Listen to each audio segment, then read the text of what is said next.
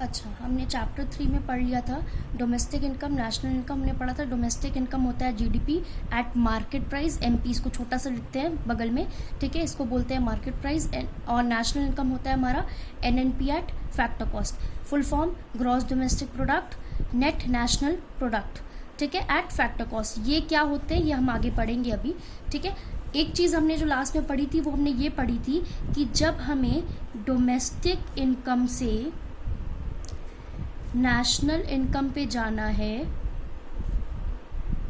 तो हम उसको कैसे चेंज करेंगे, ठीक है। अच्छा, अब इसमें हम क्या पढ़ेंगे देखना, हम जीडीपी मार्केट प्राइस से एनएनपी एट फैक्टर कॉस्ट पे कैसे जाते हैं। तो हम जीडीपी को नेट नेशनल प्रोडक्ट में कन्वर्ट करेंगे। कैसे कन्वर्ट करते हैं, ये एक स्टेप तो हमने पढ़ लिया था कि जो डोमेस्टिक होता है इसको हम नेशनल में कैसे कन्वर्ट करते हैं। डोमेस्टिक को नेशनल में कन्वर्ट करने के लिए हमने क्या किया था, डोमेस्टिक इनकम में मतलब जीडीपी एट मार्केट प्राइस में क्या प्लस कर दिया था, net factor income from abroad. और ये net factor income from abroad कैसे निकलता है, मैंने क्या बताया था, कुछ रेसिडेंट हमारे बाहर काम कर रहे होंगे, ठीक है, वो हमारे रेसिडेंट होंगे तो उनकी इनकम हमें मिल जाएगी वापस। तो उनकी इनकम हमें वापस मिल जाएगी मतलब कि हम क्या करेंगे, factor income from abroad minus कुछ बाहर के रेसिडेंट हमारे यहाँ काम कर रहे हैं,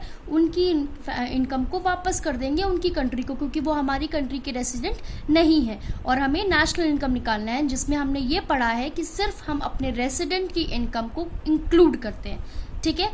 तो इसमें क्या होगा, फैक्टर इनकम टू अब्रॉड, ठीक है। अच्छा, अब ये हमारे वाले कैसे बाहर काम कर रहे हैं, ये सॉफ्टवेयर इंजीनियर्स, ये सब वर्क वीज़ा सुना है ना, वर्क वीज़ा पे बाहर जाना। तो वर्क वीज़ा पे बाहर जाना, वर्क वीज़ा उतने टाइम का ही कंपनी देती है जितने टाइम के आप बाहर के रेसिडेंट ना बन जाए, ठीक है। 4 हफ्ते का दे देगी, 5 हफ्ते का दे देगी, 1 महीने 2 महीने का दे देगी। आप जाइए, अपना काम खत्म करिए वहाँ पे बाहर और वापस आ जाइए। तो वो काम तो बाहर कर रहे हैं ना, ठीक है। उसके बाद वो काम बाहर कर रहे हैं तो ऑब्वियस सी बात है वो रेसिडेंट कहाँ के हुए, हमारे हुए, ठीक है, क्योंकि वो वहाँ रहे 1 साल या 1 साल से ज़्यादा नहीं रहे अभी तक, क्लियर। और मैंने बताया था नॉर्मल रेसिडेंट के लिए दोनों चीज़ें फुलफिल होनी चाहिए, ओके। अब आते हैं, हमने डोमेस्टिक से नेशनल पे तो कन्वर्ट कर लिया, ठीक है। अब आते हैं ग्रॉस से नेट पे कैसे जाएंगे। पहला लेटर ग्रॉस और इधर नेट है तो ग्रॉस से नेट पे कैसे जाएंगे। अब आते हैं सेकंड चैप्टर पे, हमने एक कॉन्सेप्ट पढ़ा था डेप्रिसिएशन वाला, जिसमें हमने ग्रॉस इन्वेस्टमेंट और नेट इन्वेस्टमेंट पढ़ा था, याद आया। इसमें हम क्या करते थे, इसमें हम ग्रॉस इन्वेस्टमेंट कैसे निकालते थे, नेट इन्वेस्टमेंट